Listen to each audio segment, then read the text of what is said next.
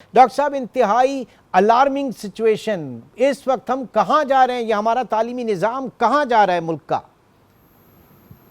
Thank you very much, Imran साहब, taking up this topic. Actually ये सिर्फ तालीमी निज़ाम का मसला नहीं है सर, इस वक्त ये बहुत ज़्यादा अलार्मिंग सिचुएशन हुई है। ये पूरे एक नेशनल करेक्टर का मसला बन चुका है।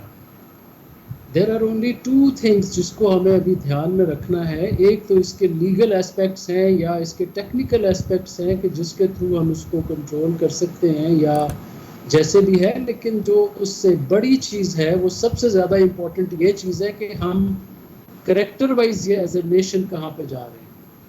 और इसका जो इम्पैक्ट है वो मैं तो ये देख रहा हूँ, it is going to be बहुत डिज़ास्ट्रस होने जा रहा है। जैसा कि हमारा पहले PIA का स्कैंडल निकला था, उसके अलावा हमारी कॉलेजेस, स्कूल्स, यूनिवर्सिटीज़ का वैसे भी पूरी दुनिया में एक जो इमेज है वो बहुत अच्छा नहीं है।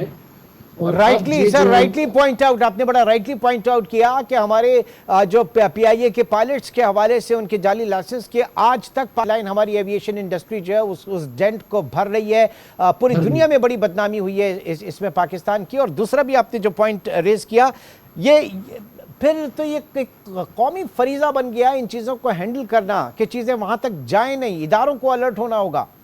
इमरान साहब, यहाँ पे मैं ऐड करूँगा, इफ़ यू अलाउ मी, के इदारों का जो इसमें रोल है वो तो एक अपना बड़ा लीगल और एक टेक्निकल किस्म का है। जो अब सही मानों में जो रोल हमें प्ले करना होगा, जो प्ले करना होगा ना, वो हमारी करेक्टर बिल्डिंग पे करना होगा। आप टेक्निकली या आप लीगली तो चीज़ों को कंट्रोल करेंगे, हाँ। लेकिन at the end of the day, अभी हम मेडिकल की अगर फील्ड की बात करें तो at the end of the day वो डॉक्टर ही है जिसने प्रैक्टिकल लाइफ में जाके लाइव लोगों की जिंदगियों के साथ उन्होंने चलना है, उनको ट्रीट करना है। अगर आप सिर्फ और सिर्फ इसको डिसिप्लिन पॉइंट ऑफ व्यू से या लीगल पॉइंट ऑफ व्यू से या इदारों के पॉइंट ऑफ व्यू से देखेंगे तो मेरा ख्याल है कि वो फिर भी वो जो चीज़ बीच में जिस चीज़ का हमें फिक्र है वो रहेगी।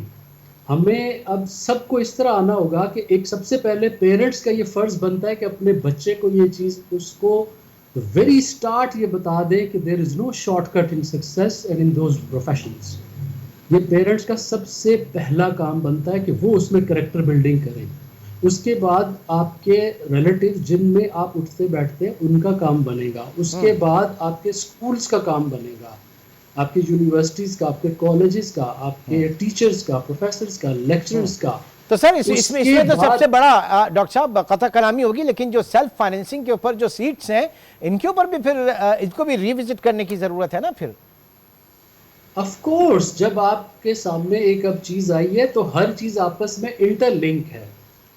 और जितनी भी इसमें फीस का भी इशू है, इसके अंदर पैसे कमाने वालों के ग्रोह और माफियाज का भी एक है कि वो लोग इंस्टिगेट करते हैं आपको या आपको अप्रिशिएट करते हैं कह लें या इनकरेज करते हैं कि आप ये वाले तरीके करें। अब ये जो पर्टिकुलर केस है, अगर आप इसकी डिटेल में जाएं तो it is just not something कि एक स्टूडेंट ने सोचा और उसने उसको कर लिया। There is somebody behind it जिन्होंने वो टेक्नोलॉजी को सर मैं आपको आपके सामने जरा रखूं ना कि यहाँ पे सिर्फ ऐसा नहीं कि तुलबा कर रहे थे, इनको पूरा मैनेज किया गया था। और 15 के करीब अफराद इसमें गिरफ्तार हैं, ज्यादातर उसमें सरकारी मुलाजमीन शामिल हैं। और हद यह है कि एक ही मोबाइल नंबर पर 9 उम्मीदवारों की रजिस्ट्रेशन हो गई और एक 46 साल उम्मीदवार को भी जो है वो रोल नंबर अलॉट हो गया। ये चीजें हुई हैं सारी। Exactly, this is what I am talking about कि ये सिर्फ और सिर्फ अब स्टूडेंट तक बात नहीं रही है। There is another group of people involved जो कि इसको एक बिजनेस फॉर्म में अब देखते हैं। अभी इसमें आप ये देख लें, AI की जो अभी जो डेवलपमेंट हुई है उसकी वजह से और जो टेक्नोलॉजी की इम्प्रूवमेंट हुई है, लोगों ने उसको अपने लिए एक बिजनेस वाला सिस्टम बना लिया है।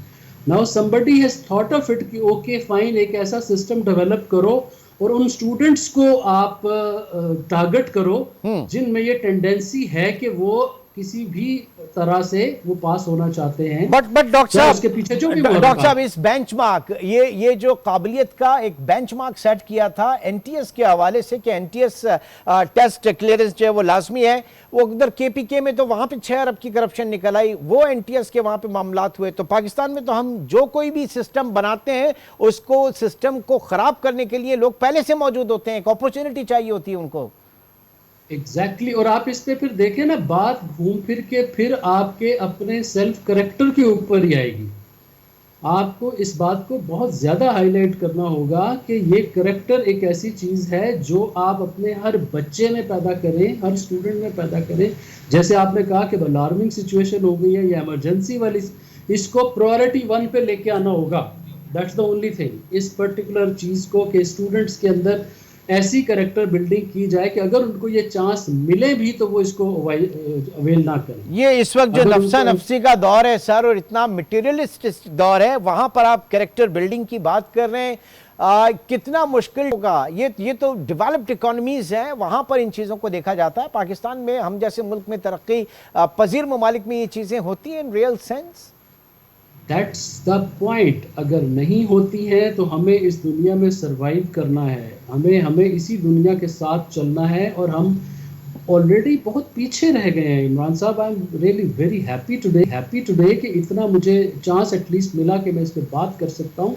आई have been thinking a lot about this thing कि हम लोग कहाँ पहुँच गए हैं सर। हमारा गैप पहले कभी 50 साल का होता था, अब 100 साल का, अब तो सदियाँ पीछे चले गए हैं। दुनिया इतनी आगे चली गई है और हमें आज नहीं तो कल इन चीज़ों पे आना ही होगा। somebody has to take a step।